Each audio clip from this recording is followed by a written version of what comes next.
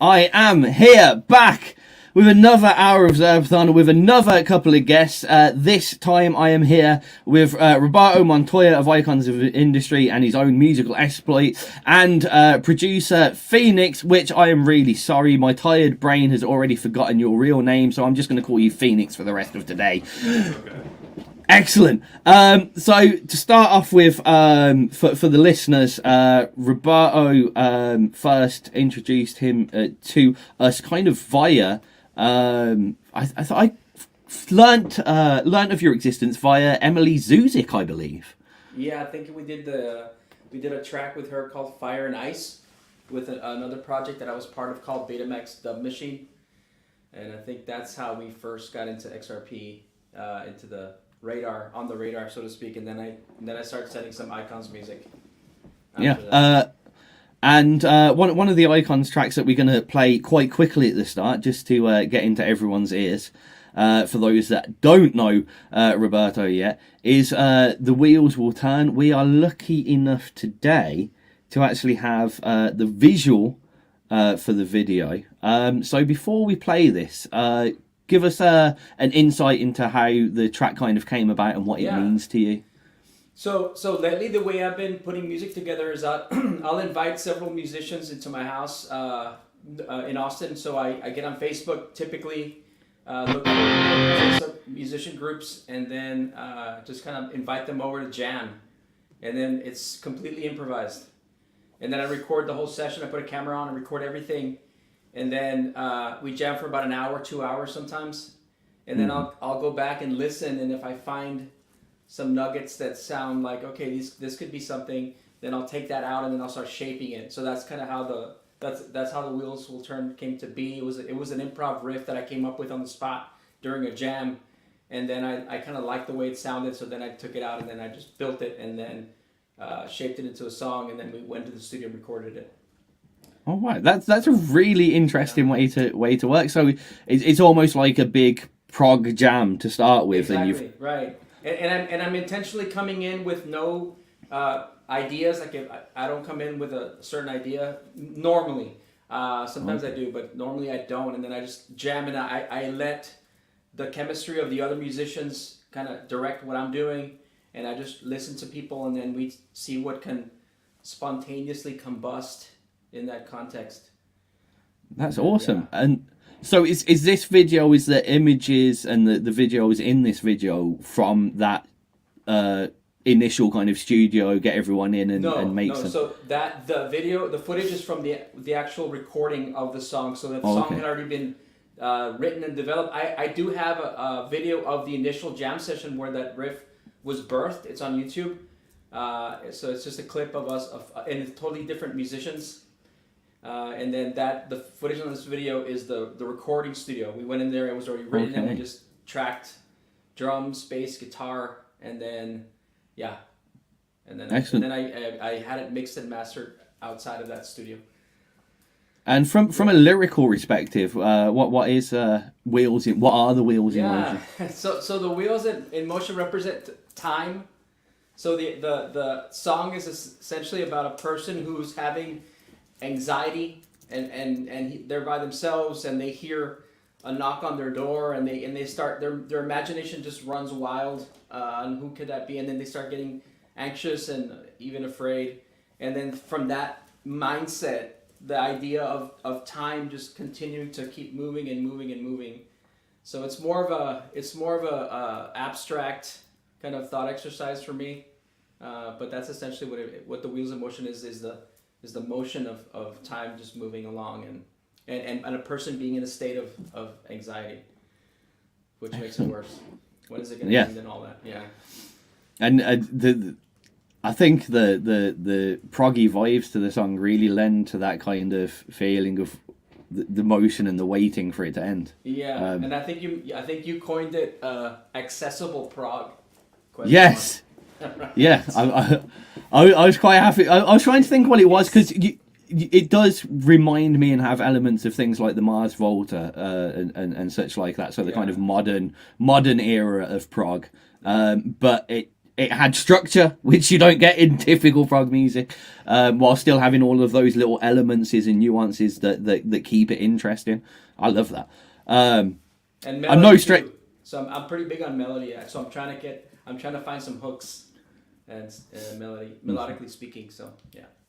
Love it. Well, without further ado, and this is a new one for XRP Radio, music video for Icons of Industry's Wheels in Motion. If, lads, I can just ask you to mute your mics until this is over, that would be lovely. I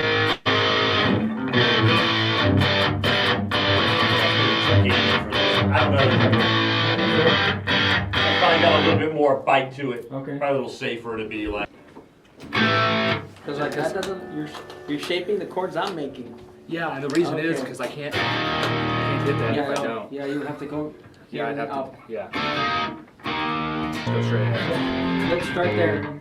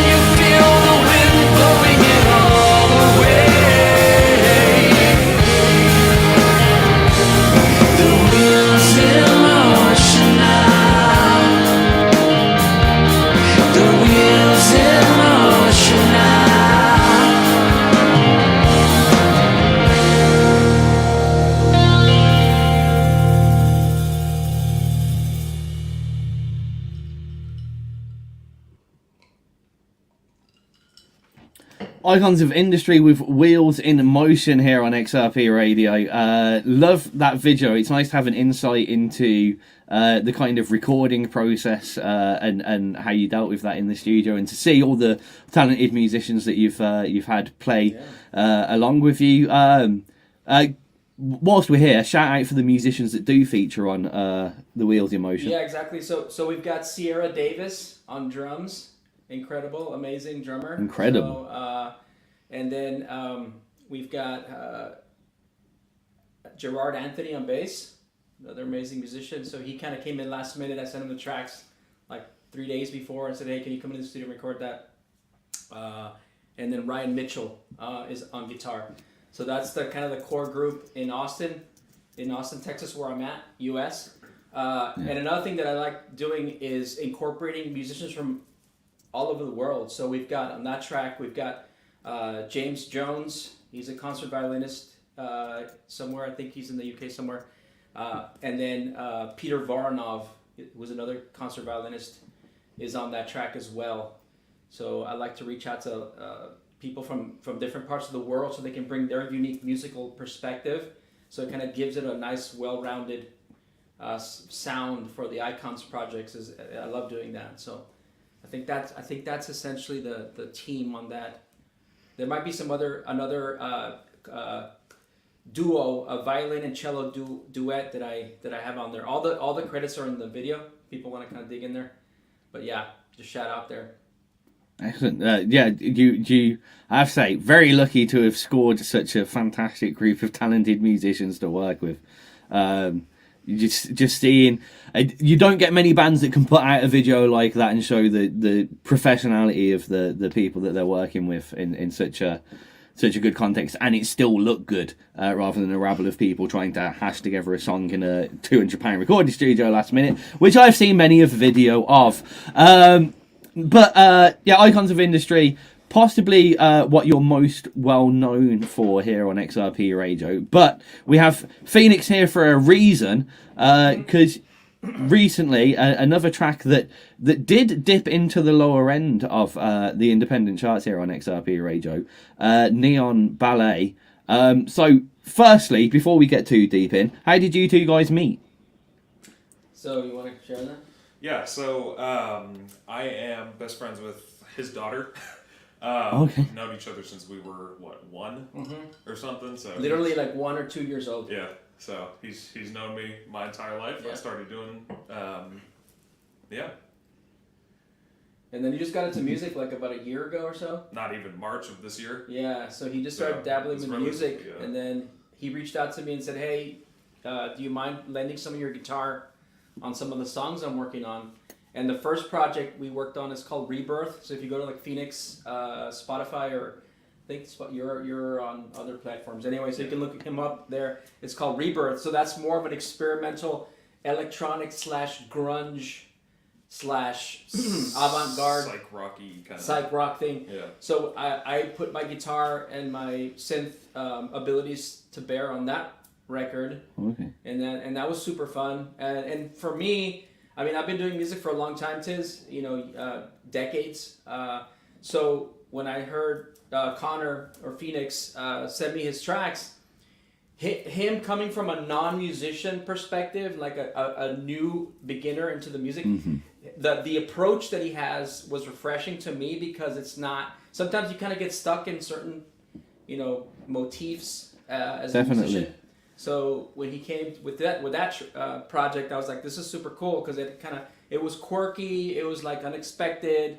The changes happen when you don't really expect them to happen, because again, he's coming from a just beginner mindset in the sense of the approach to the structure. But I like the tones, the sounds, and everything. So that was a fun project. So then I think a few months went by, and then we started working on another track called Polybius, which is he found some documentary online. I don't know if you want to talk about the documentary a little bit. Yeah, so it's a documentary about an old arcade legend called Polybius, where it's kind of a Mandela effect, where people remember it existing, but if you dig deep into it, you can find it's kind of a legend, and there's some fraud behind it. But it's very mysterious. It's about an arcade game that was allegedly in the 80s. Like a mind control. Yeah, it's kind of a mind device. control thing, linked with the FBI, and there's this whole thing about it. And there's an hour-long documentary about it that I found really interesting, and I wanted to start making some synthwave, and I thought, well, that would be a cool subject matter on it, so I proposed that to him. Yeah, so I watched the whole documentary, and then I put lyrics together based on notes I was taking. So in the lyrics, there's a cryptograph in there, there's an email address in there, so it's kind of pulling threads that caught my ear from that documentary, and that's Polybius.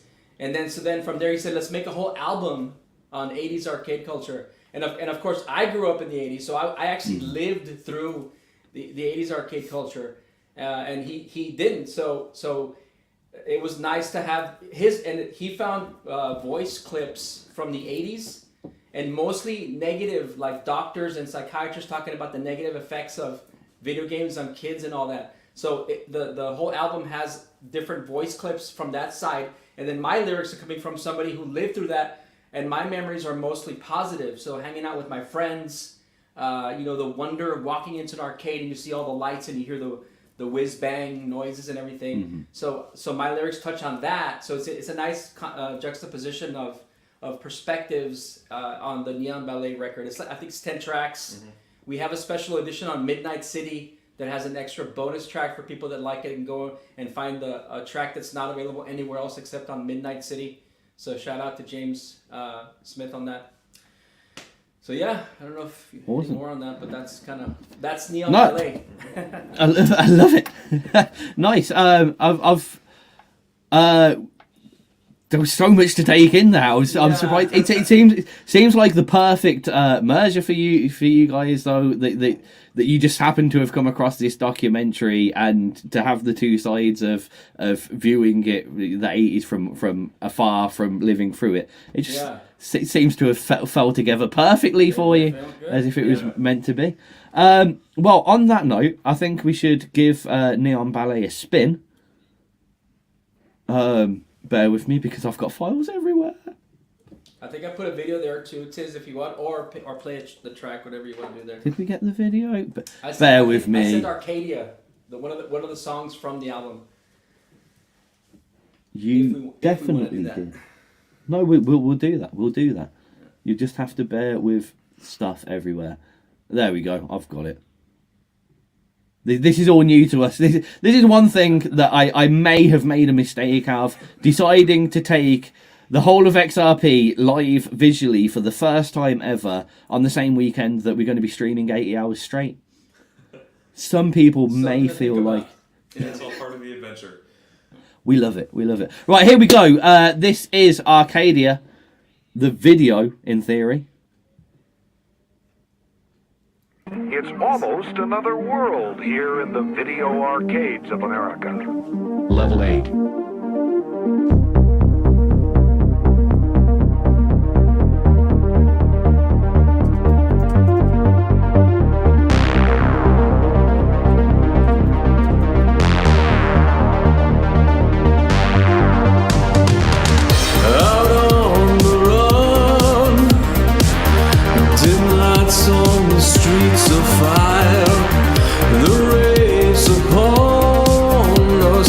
Raise the bar.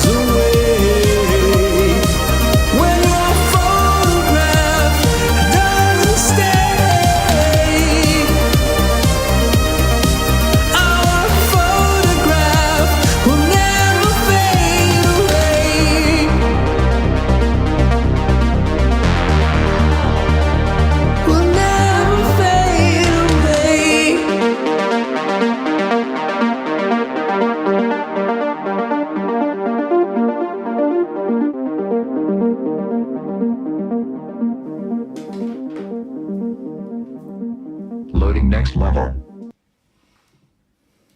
Loading next level indeed. That was Arcadia from. This is produced by Phoenix featuring Roberto Montoya. Yes, in a sense, right? So I look at it more as a collaboration, Right. because I contributed, some arrangement advice, some, vocals and other instruments, and then we kind of went back and forth on the whole project. So it's more of a collaboration as opposed to a straight feature where I would just jump in, add some vocals, and then basically, Right. step back. I was a little more hands-on in this project. Do you prefer having a bit more of your own impact on the track rather than just being called in for a quick? Well, it's I like both. If something catches my interest and I feel led to get involved in that sense, I'll do that. But obviously, from a practical perspective, it's a lot easier just to do my vocals, send them off, and then step back. I mean, that's a lot less time that's needed from me. But if I'm passionate about a project, then I will just kind of offer that. And if people are receptive, then I'll bring as much input to bear as they want. But I've got several features like with Glary, Luke Dawson Vincent, LDV, Colby One. There's a list of musicians that I've done more of a straight feature on. So I'm trying to get more into the vocal scene on the electronic music side. So kind of just being as a featured vocalist. But I do want to do some. We have actually a plan to do another album, like a more dark synth or dark wave type of vibe that we're kind of just starting to get off the ground. So that's going to be another one of these kind of collab Awesome albums. Yeah. And on Phoenix, what's it like being somewhat mentored by this well-seasoned musician? How are you taking to his advice and charms? It is incredibly nice. One, because I've known him my whole life, so it's casual. The collabs just kind of came naturally, and yeah, just everything that we've worked on, it's kind of suited our skill sets, and it's just really easy to bounce ideas off of each other, and Yeah, like if I don't like us, I kind of hate that. Right. That's trash. Right, and I'm like, you know what? Yeah, you're right, and we're good. And there's no feelings hurt. It's great. That's a great relationship to have. I have been in many a band that have been a bit more butthead than they should be at removing a bass note or two that are out of place.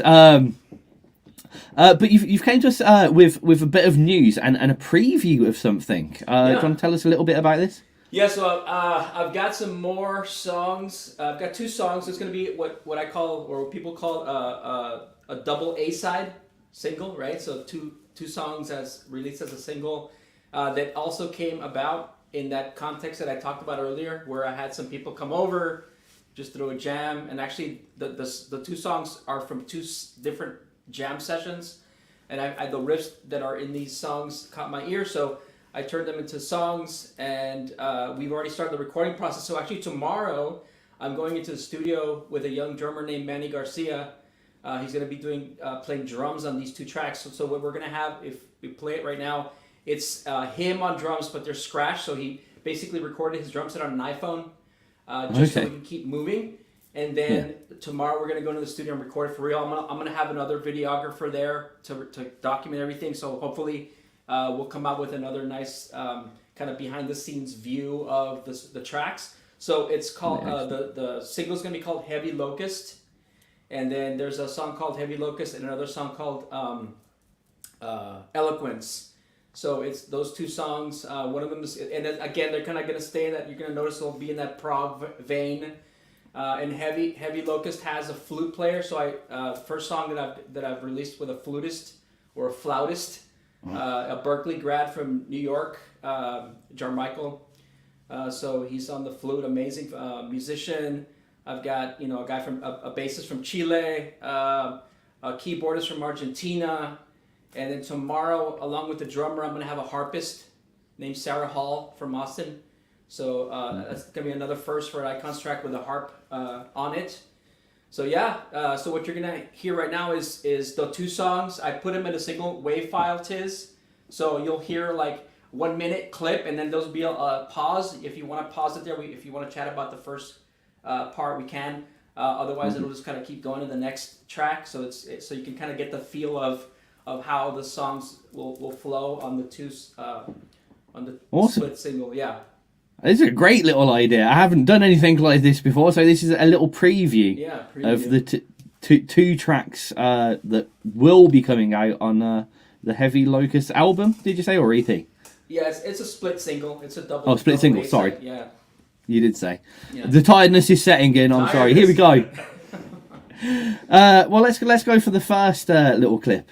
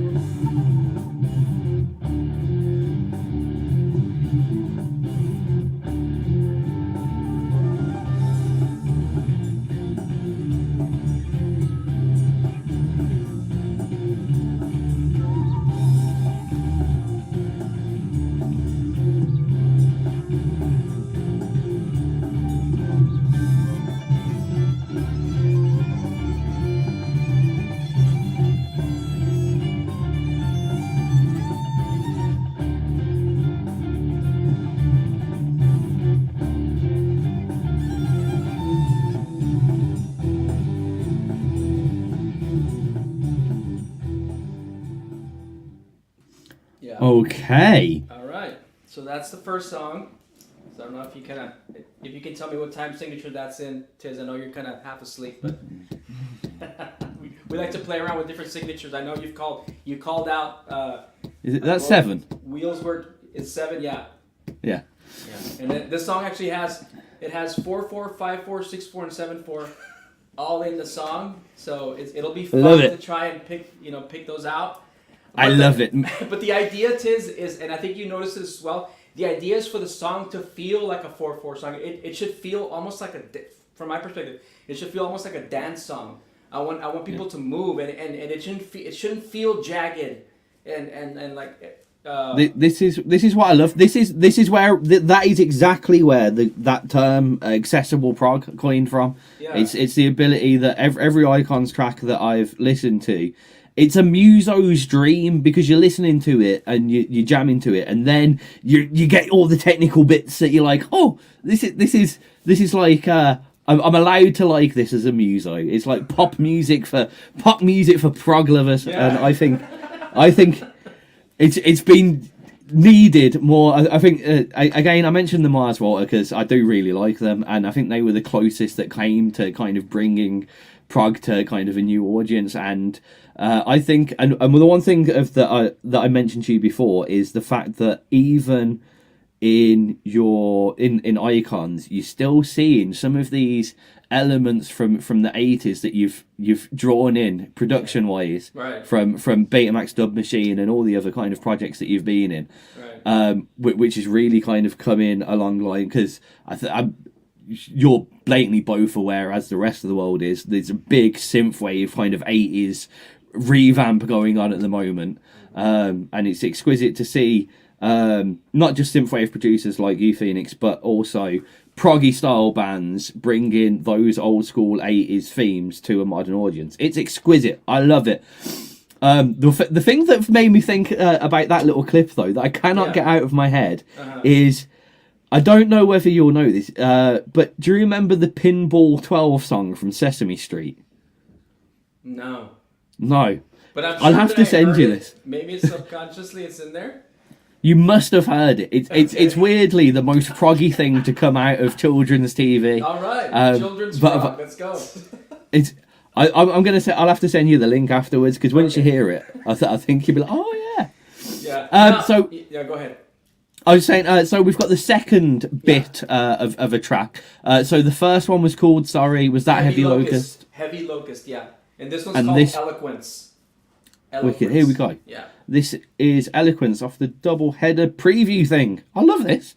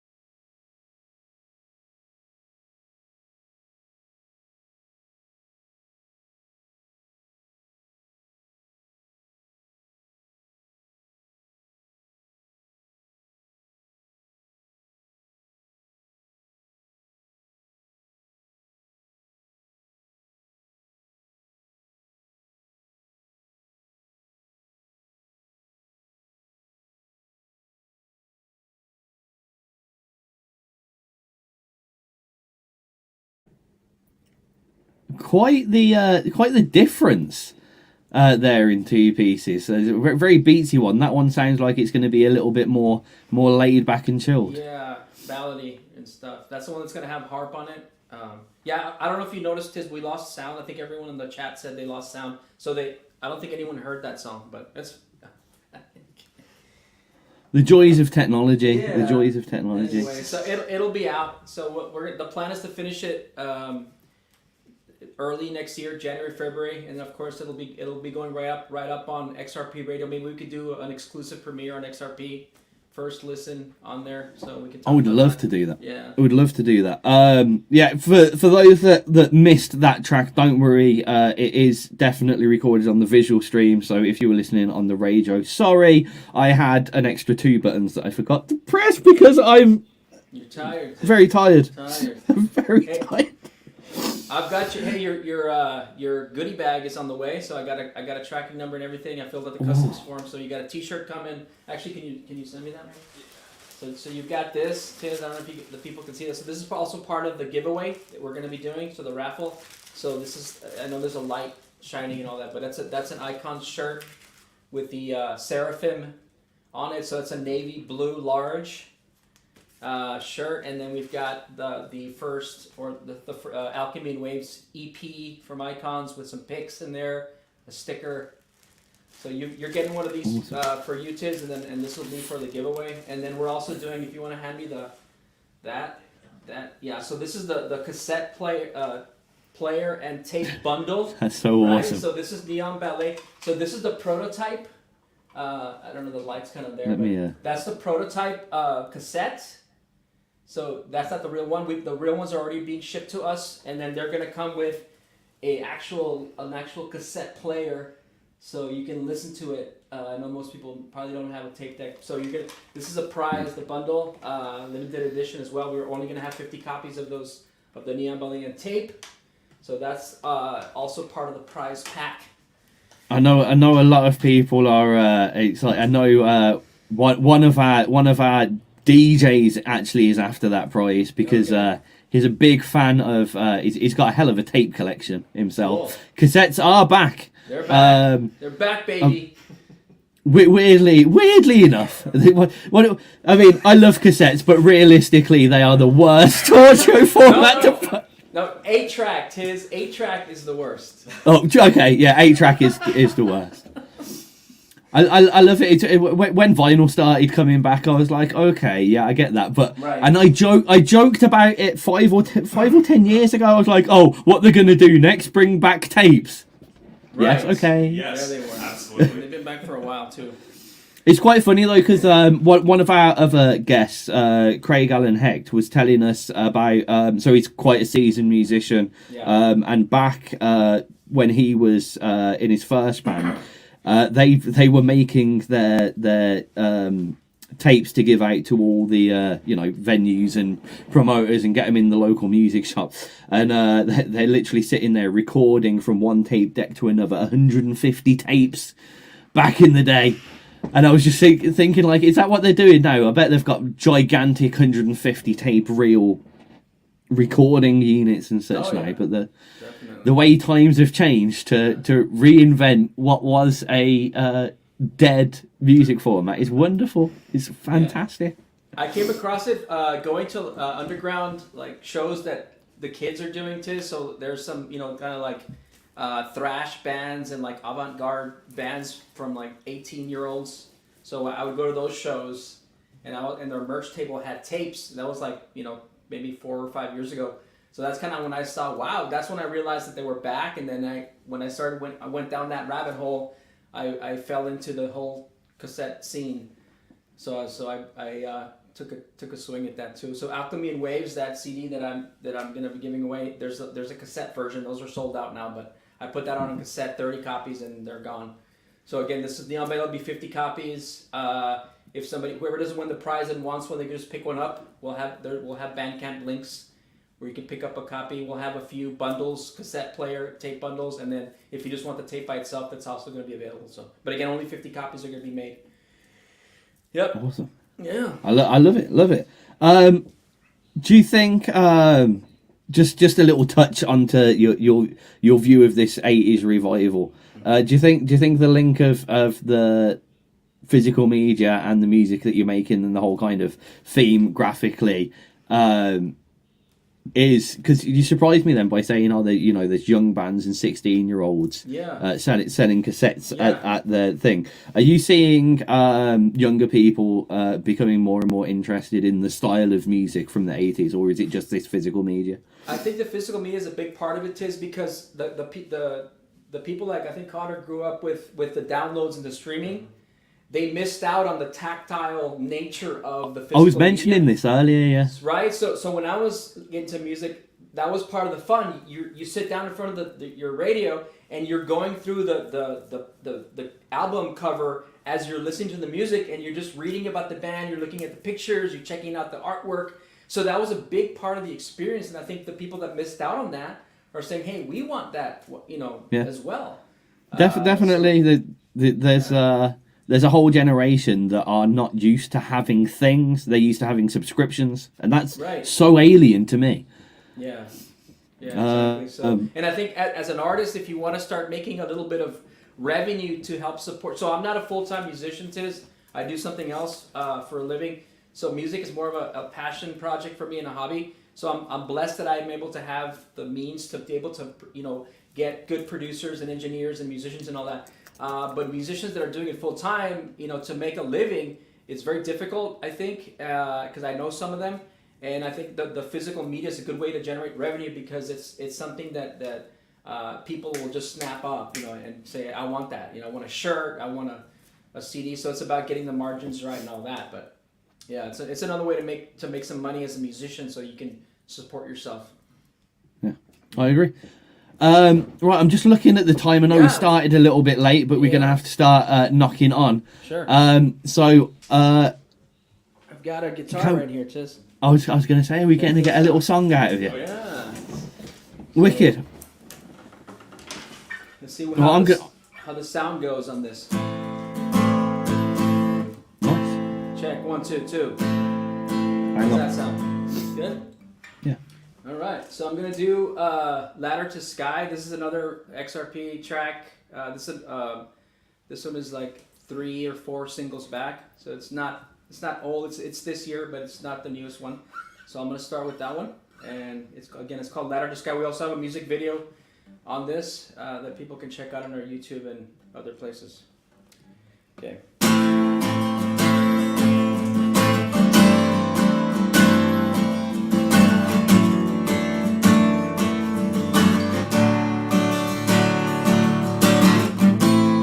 Never felt like this when I felt your bliss.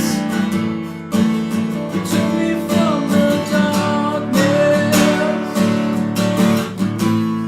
When I reached the place to sleep, I took the stone from there. I laid it under my head. Oh, ba-da-da-ba-ba.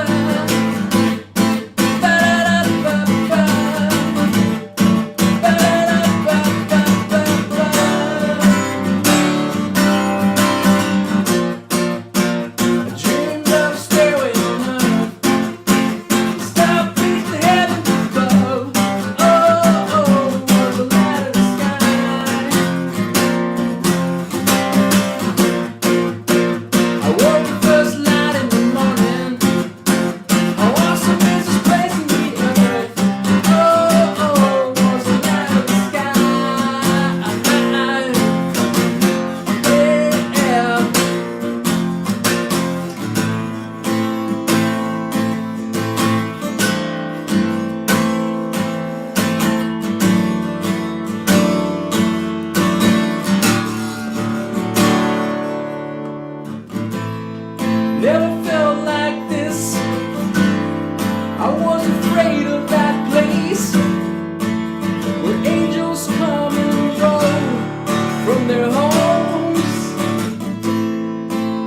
I laid in that place all night till the sun rose. The gate of heaven was shown. Yeah. Ba-da-da-ba-ba.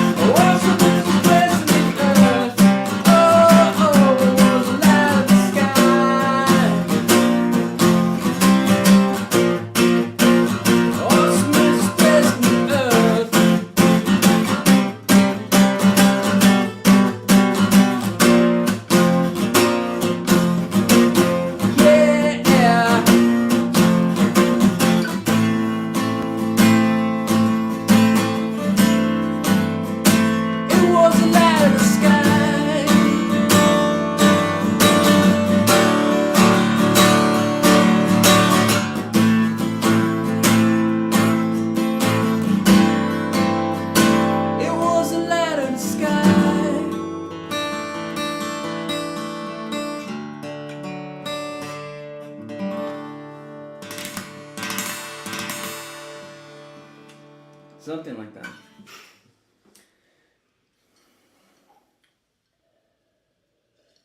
Something like that, the age-old call of the slightly unconfident musician at the end. Yeah. Yeah, that's right. So yeah, that's Light of the Sky. We've got a video for that. Yeah, that's got some good musicians on it as well. Keyboardist from Italy, bassist from Chile, and other people. So I always put credits on my music. So if you go to my Bandcamp or YouTube, you'll see like all the names and credits and everything. So yeah. You'll see all the links for that for those people that are watching the videos. We're gathering links for all of the artists throughout the whole of the ZERPATHON, and they'll be put in the descriptions of all the videos once we've got to the end of it. So always worth a rewatch of those. I'm looking at the time. Do you reckon we get one more out of you, and then we'll have to say goodbye? Sure. Let me see what I can do with the Wheels Will Turn acoustic. Ooh. Let's see. That does excite us. Okay. So I've got my lyrics. I got to memorize my own song. So we'll see how this goes.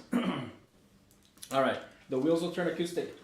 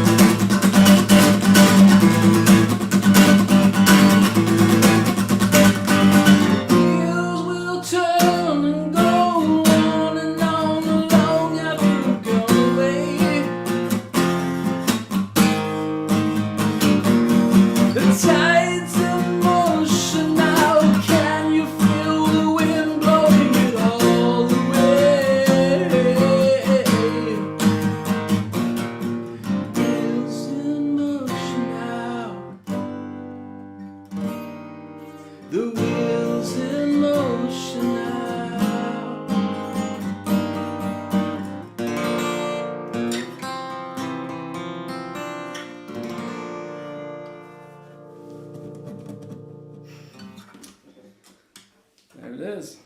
Woo! The only problem with a one-person audience, it doesn't sound great, does it? Yay! I'll be two. That tune always grabs me every time I play it because the hook on it is so catchy that I have heard so many people belting it out, and then it's after that you realise that it's not in 4. How did it translate alright acoustic? Yeah, I think it worked quite well actually.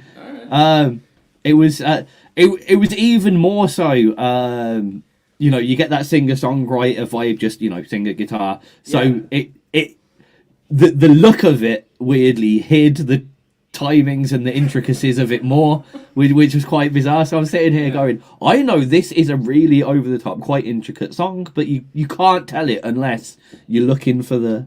It's brilliant. I love that song, but you know that anyway. In the nicest way, I've got to start moving on now. Yeah. I'm up against it. Good. But one thing, because I feel bad, it's been great having Phoenix in, and I want to speak to you more about your music. You haven't spoke enough. We did get Roberto in because it was Roberto. I think I was speaking to him first, but now I know you, so you're my friend. Come here. Basically, but yeah, I do want to catch some more of your music and get to know you a little bit better. So please do. Yeah, for sure. Keep in touch, and we'll hook something up definitely. But for now, the last thing that I've said to all the artists, and I know we've rushed through this a little bit due to time, but I've give everyone 60 seconds to say whatever the hell they want to on live radio. It could be "I love you, Mom." It could be your political orientation, though. Don't do that because it's boring. So. I'll let you both have 60 seconds. Roberto, 60 seconds starting from now. Well, I love you, Mom. So definitely that. So thank you for having us on, Tiz. If people want to dig deeper, if any of this caught anyone's ear, go to the website iconsofindustry.org. You can find a little bit more about myself. I also have other podcasts where I've talked in depth about my background and my perspectives and everything. I'm a Christian. And I think people can tell that from my music, but you can take a deep dive into that world from my perspective on different podcasts and other media that I've put out. So, that's in 60 seconds. That's Excellent. pretty much it. Again, thanks, Tiz. It was great to be on here. Really loved. It's been a pleasure to have you. Everything. So I'll turn it over to Phoenix. Yeah, it's been an absolute pleasure. It was a ton of fun working on the Neon Ballet stuff. We've got some more stuff in the works for next year, so be on the lookout for that. It's been great. And Excellent. Yeah, anytime in the future, if you want to Do something. do something, let me know. Yeah, I'll be there. definitely. I've got some ideas actually on the line for you, Per, and especially I need to have a word with you, Roberto, because you might be able to introduce me to those lovely people at Retro Reverb, maybe, because I've got something that they might be interested in. But that's for a different conversation that probably shouldn't have been done on live radio. On that note, guys, again, it's been an absolute pleasure, but I've got to close this room now. But we will do something a little less rushed in the near future. All right. Later. Right, see you later, guys. All right. That was Roberto Montoya and Phoenix from, Icons of Industry. Phoenix is not in Icons of Industry, but they work together on another thing. I've made it more complicated than it needs to be because I'm tired. But this is the end of this little bit. I am going to be moving over very shortly to be talking to Bangalore live in a second. So please bear with me. And now we close this. Bye!